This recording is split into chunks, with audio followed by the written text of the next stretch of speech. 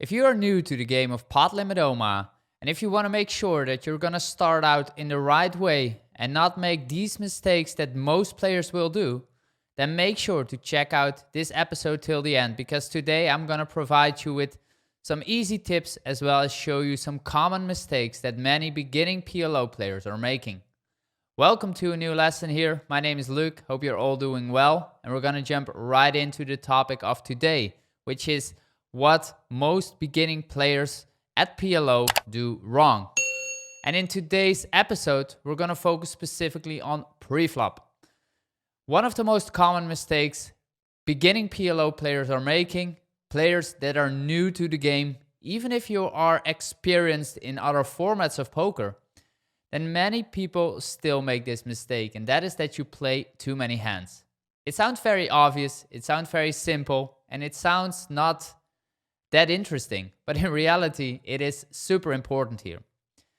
Most players, if they're new to the game, they start off by playing way too many hands. And that is because instead of, for example, having 2 cards with no limit hold'em, they now end up with 4 whole cards in their hand. Meaning a lot of cards, a lot of hands look playable, they look connected.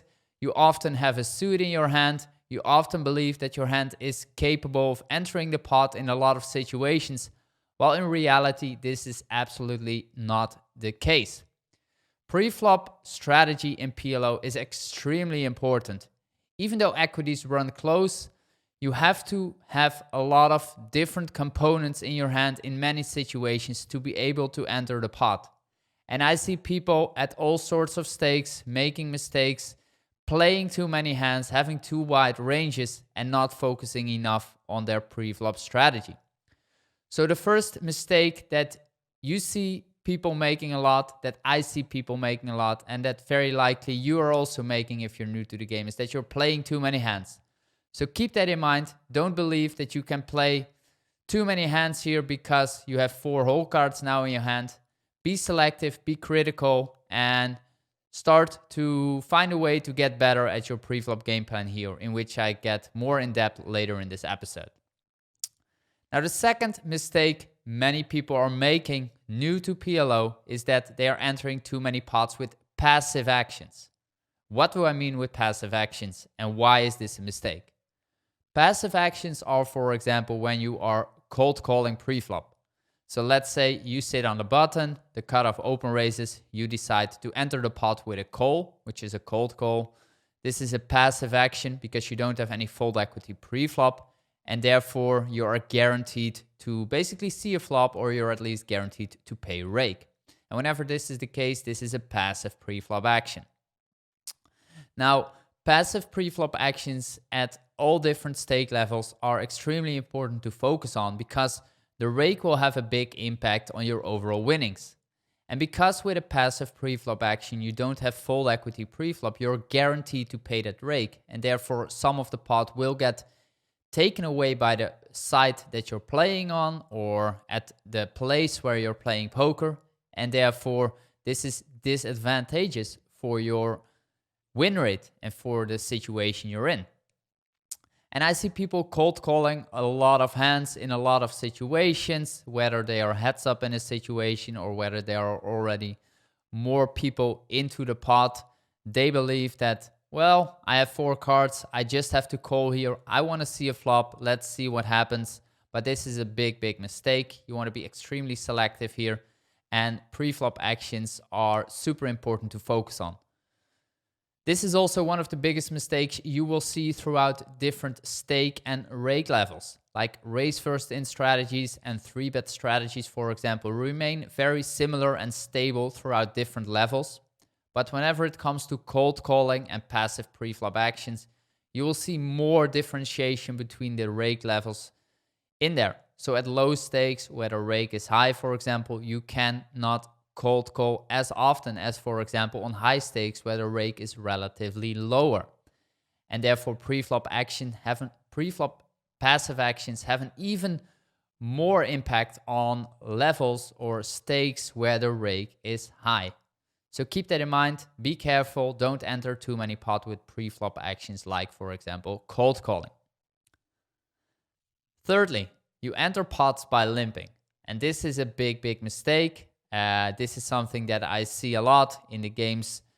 I see people doing this. I hear people talking about this on the forum. Hey, I played this hand. My opponent was limping again. How to play this hand, what to do here, and why is this happening? Well, in the first place, you shouldn't enter a pot by limping in Pot Limit Omaha in almost any scenario.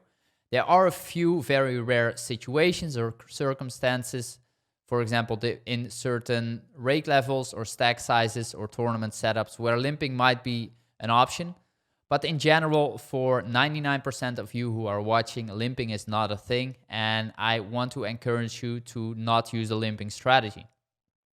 If you enter the pot, you want to do this by raising yourself, because this will allow you to have fold equity and will allow you to have a chance to win the pot pre-flop. And this is super important and super helpful, because I think a lot of people who are watching this don't understand well enough that if you actually win a pot pre-flop, you're actually winning a small blind and a big blind, which is 1.5 big blind in total. In other words, you're winning 150 big blinds per 100 hands that you're playing. And that is actually quite a good result, of course, when you think about your overall win rate. So winning a pot pre-flop is a great result, and that will have a huge impact on your overall win rate. So focus on this. Don't enter pot by limping. You're guaranteed to pay rake. Other people behind you will start isolating, start raising. You'll end up in a pot where other people are raising instead of yourself. And this is not a great scenario. Be the one who raises, and if you don't want to raise, then just fold. Don't limp here. Okay, let's move on to the last mistake here that I want to address today, and that is you don't focus enough on nuttiness. PLO is a big drawing game. It's important to be always aware to the fact that nuttiness plays a big role in this game. Because you have 4 cards in your hand, a lot of hands look great, they look playable, you want to get in there. But in a lot of situations, being able to have the nuts on the flop, on the turn, or on a river is extremely important. Especially when there are more people entering the pot, nuttiness becomes even more important. You want to be the one that has the ace high suit instead of the king or the queen high suit. You want to be the one that has the nut straight instead of the non-nut straight or a low straight. You want to be the one that has like the high pairs where you can flop top set instead of bottom set or middle set. Because you want to be the one that is dominating your opponent and not the one being dominated by your opponent. If you are the one drawing to the nuts, if you are the one holding the nuts, you are the one that is capable of betting, of raising, inflating the pot, instead of being the one that having to pot control, play cautiously and carefully, and being scared of being dominated by your opponent. One of the most important things here in PLO is nuttiness, absolutely, in many situations. Keep that in mind. We will definitely address this topic more in future episodes at some point, but just to be aware now that it is a huge thing in Pot Limit Omaha, and I want to all make sure that you are aware of it right now. Okay, so to wrap it up for today, guys, pre-flop is king in Pot Limit Omaha. Today I only spoke about pre-flop mistakes. That was the topic of today. We will also address some post-flop mistakes at some point in the future for sure. But I want you to be aware of these common pre-flop mistakes. They are easy to fix in a sense, or at least to become more aware of. It is important. It will help you to become a better player, to have a higher win rate, and to make sure that you will end up post-flop with a better range, basically, a stronger range where your decisions will be easier. I want you to find resources or tools that help you to improve your pre-flop game plan. These days, there are tons of softwares out there. There are training sites, there are communities, there are people you can talk strategy with. I mean, there are a lot of places that you can become better at, that you can focus on your pre-flop game plan and where you can improve your strategy here. If you have any questions about it, then obviously make sure to use the comment section below. Myself is happy to help you out. We have a Discord channel with over 1,000 people in there who talk poker strategy, PLO strategy, and also pre-flop PLO strategy a lot. So make sure to check out our Discord channel if you haven't already. There's a link below in the description. And I'm sure you will find a lot of ways to get better by only talking to other people in there even.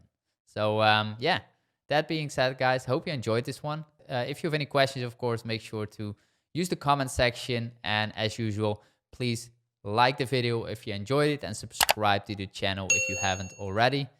Hope to see you in the next one. Over and out. This is Luke. See you next one. Bye-bye.